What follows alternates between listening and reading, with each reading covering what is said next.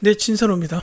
54회 한능검 기본 31번부터 해설 강의를 계속하여 이어가도록 하겠습니다. 자, 가에 들어갈 사절단으로 옳은 것은 했는데, 가의 대표 민영익이 미국 대통령에게 전한 국서의 한글 번역문이래요. 두 나라가 조약을 맺어서 우호관계가 돈독해졌다. 그래서 사절단을 보낸다. 이렇게 돼 있는데, 자, 여기서 가장 중요한 키워드는 뭐니 해도 미국입니다.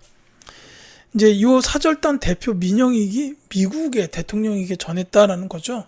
자, 그래서 이건 미국으로 간 사절단을 뜻하기 때문에 당연히 선지 중에 보빙사가 정답이에요. 2번이 되겠습니다.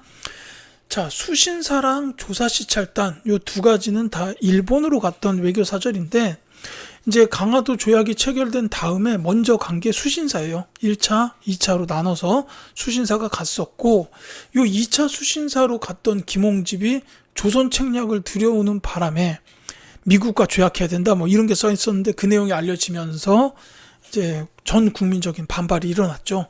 그러니까 이제 일본으로 가는 외교사절단의 여론이 안 좋다 보니까 이제 아메건사 형태로 부산까지 보냈다가 거기서 이제 고종이 미션을 알려준 게 조사시찰단이에요. 그러니까 여기 조사시찰단으로 갔던 분들은 부산까지 가는 도중에 자기가 일본으로 가야 되는 외교사절인지를 몰랐다라는 겁니다. 자, 어쨌든 뭐 그런 게 있고, 이 영선사는 청나라예요. 자, 얘네 두 개는 일본입니다. 이 영선사는 청나라고, 요거는 이제 주로 근대적인 무기 제조법을 배우기 위해서 갔었다라고 보시면 되겠어요. 대표적으로 김윤식 같은 분이 있었고, 돌아와서 기기창을 설립했다. 이렇게 이해하시면 좋겠습니다. 32번 갈게요. 자, 가에 해당하는 신문으로 옳은 것은 하고 물어봤습니다. 자, 가에 대해 검색해달라 하니 서재필이 중심이 되어서 창간했고, 민중 계몽을 위해서 순한글도 있었고, 외국인을 위한 영문판도 있었다라는 거죠. 자, 순한글 발행이 최초로 이루어졌던 신문, 바로 독립협회에서 만든 독립신문입니다. 1번이 정답이에요. 이 서재필도 독립신문을 창간했던 분이죠. 뭐 그렇게 같이 알아두시면 좋겠습니다. 자, 다른 것 중에서 뭐 제국신문은 그냥 대한제국 시기에 발행됐던 신문, 그 다음에 이 해조신문은 간혹 나오는데 연해주에서 발간된 신문이에요. 그리고 이 대한매일신보는 중요하죠. 요거는 이제 국제보상운동을 핵심적으로 지원했던 신문입니다. 그 다음에 이 대한매일신보의 경우에는 특히나 설립하신 분들, 배델, 양기탁, 이 두 분도 같이 기억해 두시기 바랍니다. 두 분 다 시험에 출제됐던 적이 있어요. 본문으로. 네, 이렇게 보시면 좋겠습니다. 자, 33번 가에 들어갈 문화유산으로 옳은 것은 하고 물어봤죠. 자, 고려 후기에 만들어졌다라고 돼 있고, 그 다음에 지금은 국립중앙박물관에 정치돼 있고, 대한제국 시기에 일본인에게 약탈되었다가 일제강점기에게 돌아왔는데 그 과정에서 베델과 헐버트 등이 많은 노력을 했다라고 돼 있습니다. 자, 이분들 진짜 감사해야 되는 분들이에요. 제가 앞문제에서 베델 말씀드렸지만 이 헐버트 선생 같은 경우에도 말로 한 김에 그냥 말씀드릴게요. 유경공원에서 교사하셨고, 그 다음에 시험에서 간혹 등장하는 정답선지로 3인 필지, 이 3인 필지를 저술하셨어요. 근데 이 3인 필지가 뭐냐면 우리말로 쓰여진 세계 지리서예요. 한글로 쓰여진 세계 지리서.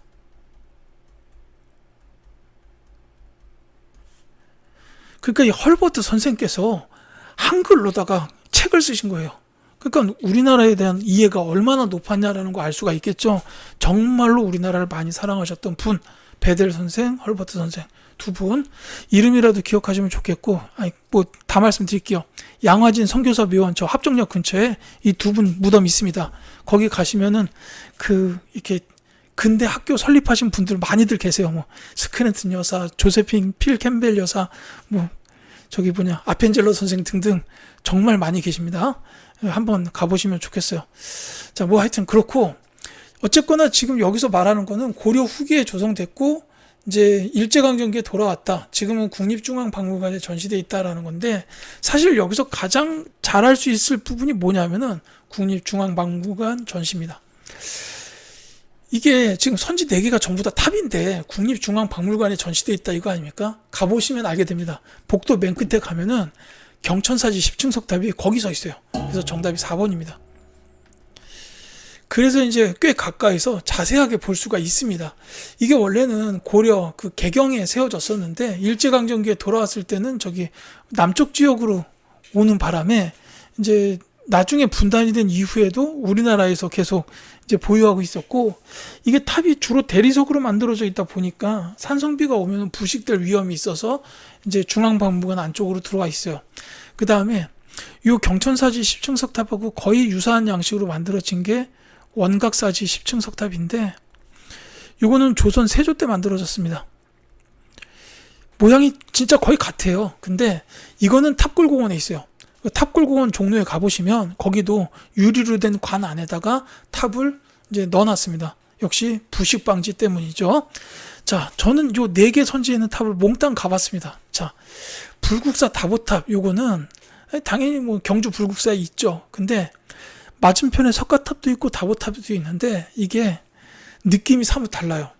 이제 뭐 불교에서 말하는 걸로는 이제 석가모니 불께서 설법을 하시고 그거를 다보불께서 증명을 하신다, 이걸 갖다가 표현한 두 탑이다라고 얘기를 하는데, 저는 이 다보탑을 딱 보자마자 와, 진짜 예쁘다, 아름답다, 이런 생각이 들었어요. 화려해요. 10원짜리에도 있지만 화려합니다, 되게. 그리고 맞은편에 있는 석가탑, 그러니까 불국사 3층 석탑은 이게 보면은 이렇게 균형이 딱 잡혀 있어요. 완벽해요. 그러니까 완벽하게 균형이 잡혀 있다라는 생각이 들었던, 이제 제 기준에서는 그런 생각 들었던 문화유산이 2개예요. 이 불국사의 3층 석탑하고 석굴암의 본전불, 이 2가지입니다. 어디 하나도 흠잡을 때 딱 하나 없이 완벽하게 균형을 맞춘 그런 느낌이 있었어요. 특히나 석굴암 본전불상은 이게 그 카리스마까지 좀 느껴지고 약간 제가 쪼그라드는 그런 느낌이 있어요. 이 분황사 같은 경우는 제가 경주 돌아다니다가 길을 잘못 들어서 들어갔던 데가 분황사였어요. 거기는 그렇습니다. 그래서 이제 들어간 김에 보전석탑을 봤는데 그 벽돌들을 하나하나 봤더니 진짜로 바위돌 깎아가지고 만든 거죠. 그래서 정성이 어마어마하게 들어갔어요. 그 가서 이렇게 벽돌을 자세히 보시면 압니다. 이게 흙을 구운 게 아니라 바위를 깎은 벽돌이에요. 그 다음에 이 정림사지 5층 석탑은 지금 충남 부여군에 있습니다. 백제의 거죠. 이제 부여박물관 가보시고 그 근처에 정림사지 있으니까 보시면 되는데, 이 탑은 저는 개인적으로 이렇게 보고 그 카리스마에 압도당한다는 느낌이 제일 강력했어요. 그러니까 뭐 키가 되게 큰 거 뭐 그런 것도 있지만은 뭔가 모르게 느낌이 이렇게 이 탑이 저를 내려다보는 듯한, 그래서 이렇게 그 어떤 그 되게 존경하는 사람을 보는 듯한 그런 느낌이 들었다라는 게 이 정림사지 5층 석탑이었습니다. 자, 34번 갈게요. 가에서 달을 일어난 순서대로 옳게 나열한 것은? 하고 물어봤죠. 자, 조선 태영령 실시, 요거는 1910년대 무단 통치, 헌병 경찰제랑 태영령, 그 다음에 공포 분위기 조성했던 그런 시대죠. 일제 놈들이 우리 한국 사람들을 찍어 누르던 그런 시기였습니다. 자, 치안유지법 제정은 1920년대예요. 이 제정한 이유는 뭐냐면 독립운동가들, 특히 사회주의 쪽 독립운동가들을 잡아들이기 위해서 근거를 마련한 게 치안유지법이다, 이렇게 보시면 되겠습니다.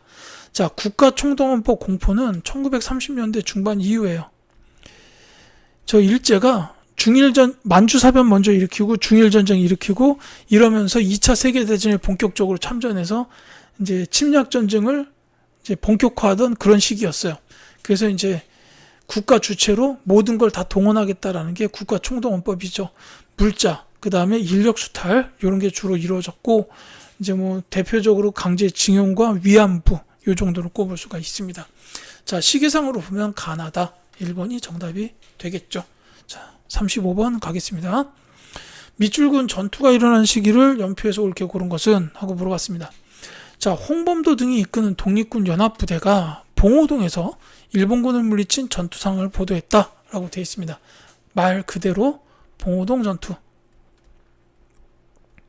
자, 이 홍범도 장군께서 이끄셨던 군대는 대한독립군인데, 대한독립군 등 여러 부대가 봉오동에서 일본군을 물리쳤다 이거죠. 피해 상황 보시면 일본군 전사자, 부상자, 독립군 전사자가 장교 1명, 병사 3명이고 중상 2명 있다. 그러니까 이제 피해 전력을 봐도 알겠지만은 이거는 완전히 우리 독립군이 대승을 거뒀던 전투라고 보시면 되겠습니다. 이게 이제 연도로 보자면 1920년인데 뭐 이 연도까지 기억하실 필요는 없겠지만 이렇게 이해하시면 돼요. 3.1운동이 벌어지고 나서 뭐 대한민국 임시정부도 수립됐지만 이때 우리 민족이 독립에 대한 열망이 이렇게 크구나라는 걸 모두가 다 알게 됐어요. 그래서 이때부터는 좀 이렇게 그 독립군들도 사기가 살아나고 막 뭐가 활성화됩니다. 이러면서 일어났던 게 이제 봉오동 전투라는 거예요. 그러니까 3.1운동 직후로 보시면 되는 거예요. 그러니까 흐름상은 그렇습니다. 우리의 독립에 대한 열망이 이제 커졌다라는 거를 다들 알게 됐고 그만큼 역량이 결집이 됐다. 그래서 일어났던 전투가 봉오동 전투, 청산리 대첩 이렇게 된다는 거죠. 그래서 정답은 나와 있죠. 1번 갑니다. 이제 대한독립군이 이제 봉오동 전투하고 그 뒤로 나서는 북로군정소 주공이었던 청산리 전투 치르고 이제 간도참변으로 독립군들이 만주 지역에서 근거지를 잃게 되니까 이제 대한독립군단으로 뭉친 다음에 러시아 자유시로 이동을 하는데 거기서 자유시 참변을 겪고 어쩔 수 없이 다시 만주로 오죠. 그래서 이제 그 3부가 결성이 됩니다. 참의부, 정의부, 신민부. 그리고 그 뒤에 나왔던 게 미스의 협정이에요. 이 빌어먹을 일제가 만주 군벌들하고 협정을 맺었어요. 야, 저기 한국인 독립군 잡아오면 우리가 돈 줄게. 이런 협정을 맺은 게 미스의 협정이기 때문에 이제 그 사이에 봉오동, 천산리, 그 다음에 대한독립군단, 자유시 참변, 3부 결성 이런 것들이 있다라고 기억해 두시면 되겠습니다. 좀 길고 복잡하죠. 그렇지만 이때 전투했던 분들보다 힘들진 않습니다. 기억하세요. 자, 그 정답은 1번 갑니다. 자, 다음 갈게요. 36번. 가지역에서 있었던 독립운동에 대한 설명으로 오는 것은 하고 물어봤습니다. 자, 첫 번째를 보니까 대조선 국민군단의 활동하고 나와 있어요. 박용만의 결성 주도. 자, 이 두 개 같이 기억해 두셔야 되죠. 자, 이 대조선 국민군단 어디서 만들어졌냐? 이거는 하와이입니다. 자, 하와이 지역에서 만들어졌던 독립군 부대예요. 대조선 국민군단. 자, 그 다음에 한인 비행학교의 운영해가지고 노병인 장군의 설립 노력, 뭐 재정지원 폐쇄 이렇게 나와 있는데 이 한인 비행학교는 그 캘리포니아주에서 만들어졌어요. 로스앤젤레스나 샌프란시스코 이런 도시들이 있는 주가 캘리포니아죠. 근데 그러면 하와이나 캘리포니아 이게 나왔으니까 이 지역으로 따지자면 전체적으로 미국이구나 이렇게 하시면 되겠습니다. 자, 미국 지역에서 있었던 독립운동에 대한 설명을 옳은 거 찾아주면 되겠는데 정답 먼저 말씀드리자면 4번 대한인 국민회예요. 근데 이 대한인 국민회가 왜 결성이 됐냐? 이건 기억하셔야 돼요. 이 결성된 계기가 뭐냐면은 장인환, 전명훈 이 두 분께서 스티븐스를 사살. 이 스티븐스라는 인간은 그 1차 한일협약을 맺었을 때 고문 정치가 시작이 됐잖아요. 그때 들어왔던 외교 고문이 스티븐스, 재정 고문은 화폐 정리 사업했던 그 메가타란 인간이죠. 어쨌거나 이 장인환, 전명훈 이 두 분이 스티븐스가 미국 샌프란시스코에 떴다라는 소식을 듣고 가가지고 스티븐스 보자마자 바로 합공해가지고 결국은 이제 죽였다라는 거죠. 이 두 분이 사전에 같이 계획하고 뭐 짜고 이런 게 아니라 그냥 개인 대 개인으로 따로따로 가셨어요. 근데 그 자리에서 함께 합공을 했다라는 겁니다. 그러면서 이제 미국 지역에서도 야, 우리도 독립단체를 세워야겠다라고 생각을 하고 세운 게 바로 대한인 국민회다. 이렇게 보시면 되겠어요. 자, 서존서숙이 세워진 거는 북간도 지역입니다. 이상설 선생께서 주도하셨어요. 권업회가 조직되었다. 연해주 지역이죠. 권업회, 권업신문, 최지영 선생, 연해주 기억해 주시기 바랍니다. 신흥 강습소, 신민회에서 설립했죠. 요거는 서간도 지역이에요.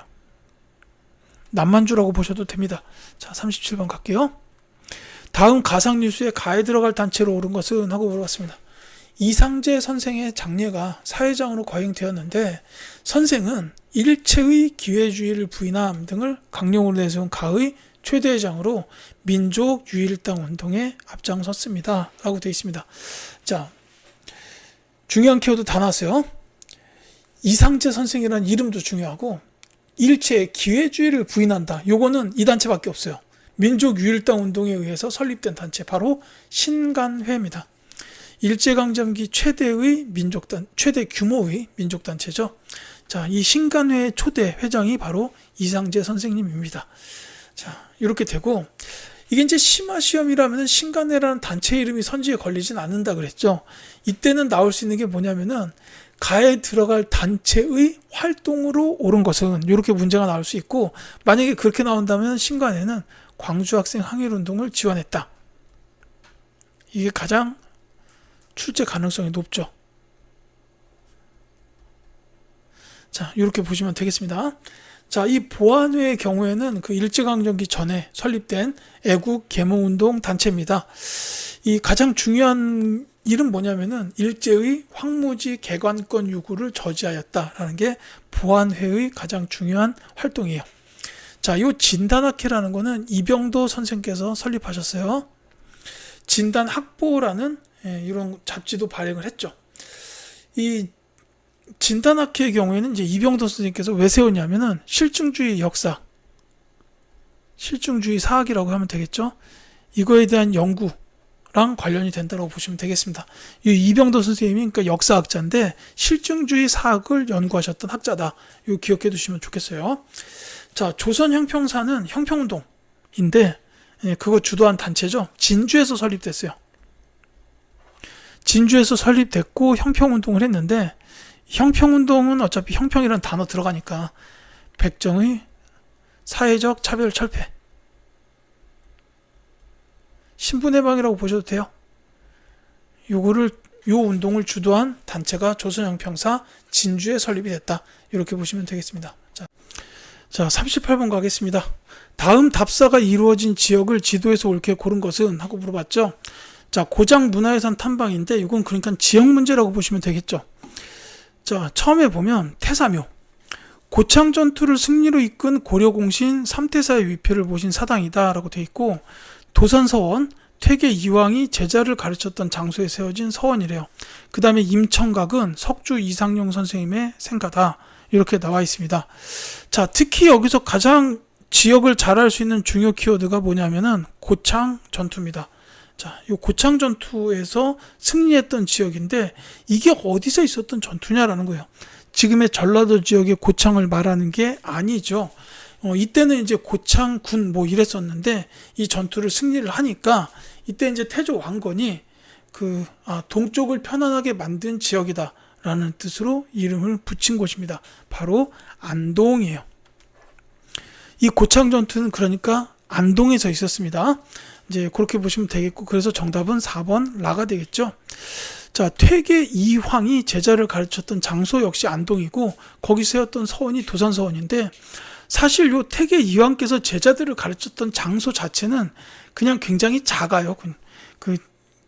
방 몇 칸 있는 집 하나 뭐 이런 데였는데, 거기서 이제 대학자들이 많이 나왔죠. 뭐 유송룡 같은 분들이 이런 데서 공부하셨을 거예요. 그러니까 나중에 이제 제자들이 서원을 설립했다라는 겁니다.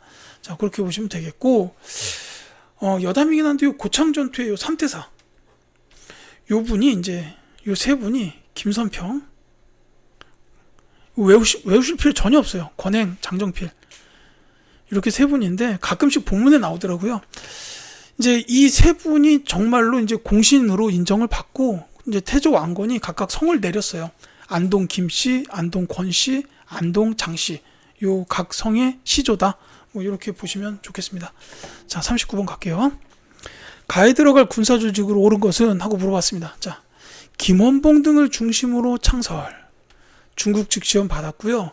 중국 관내에서 결성된 최초의 한인 무장 조직이라고 되어 있습니다.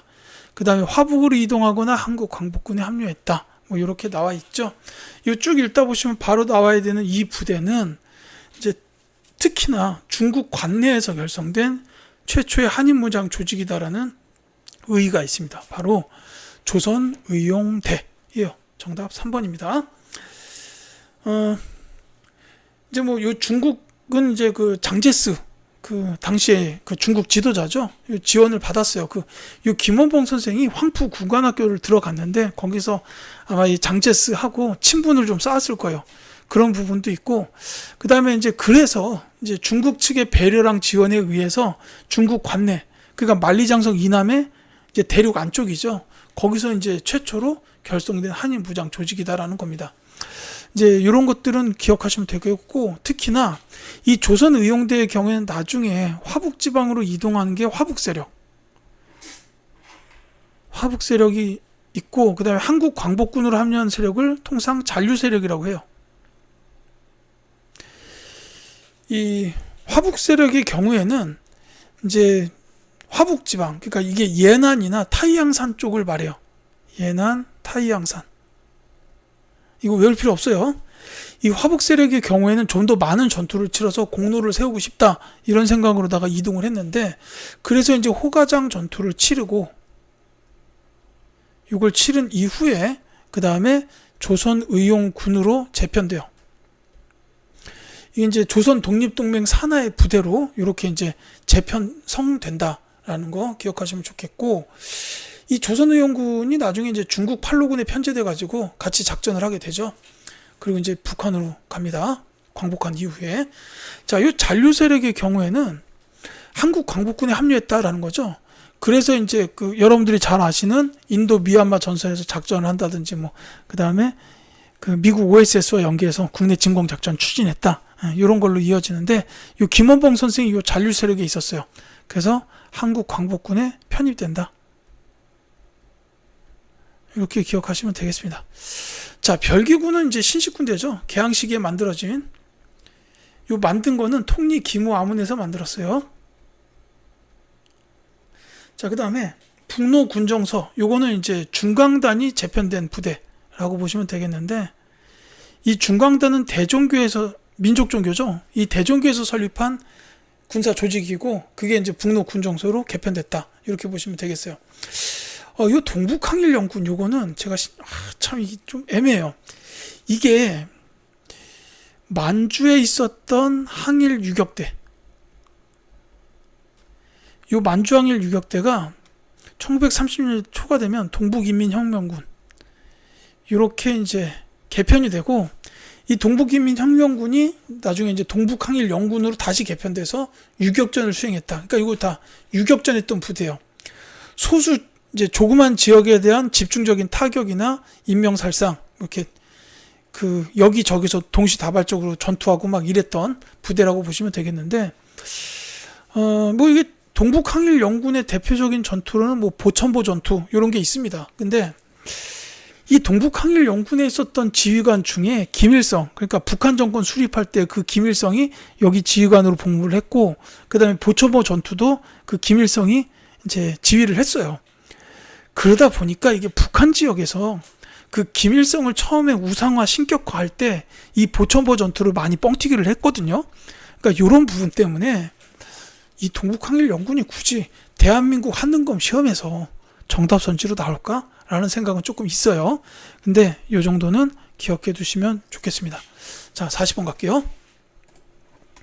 가해활동으로 오른 것은 해가지고 독립공채 상한에 관한 특별조치 법안심사 보고서라고 나와 있죠.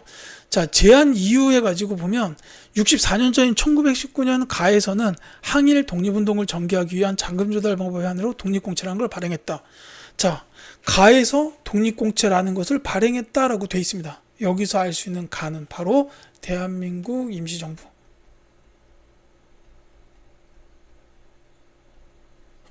자, 그러니까 이 독립공채를 발행한 게 임시정부였어요. 그리고 이 독립공채는 그러니까, 자, 우리 이 공채 줄 테니까 돈 좀 줘라. 그러니까 이게 이제 빚내는 거죠. 대신에 우리가 이제 독립을 하면 갚아줄게. 이자 쳐가지고 갚아줄게라고 해서 공채를 발행했는데, 이거를 의외로 많이들 샀어요. 누가 샀냐면 특히 해외로 이주하신 한인 노동자분들, 이분들이 독립공채를 굉장히 많이 구입을 하셨습니다.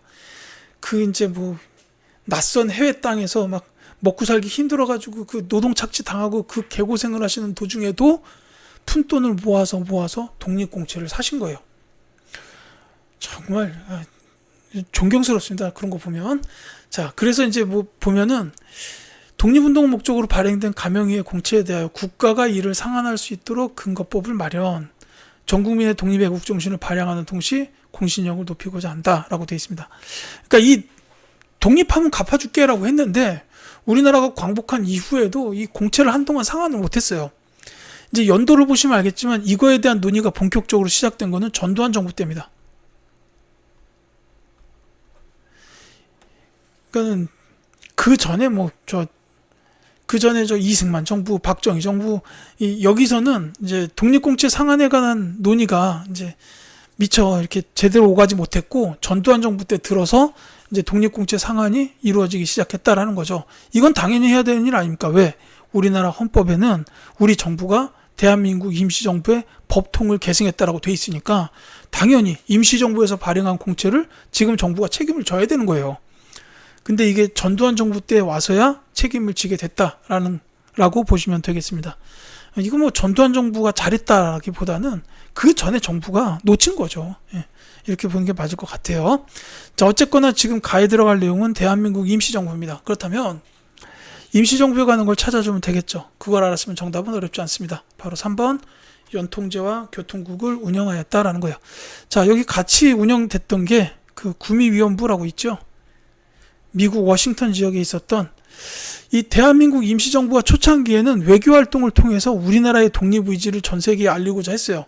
그렇기 때문에 미국에다가 외교 전문가였던 이승만, 요 분이 이제 계시게 해가지고 구미위원부를 운영을 했다라는 게 이제 그 대한민국 임시정부 초기 활동이다라고 보시면 되겠습니다.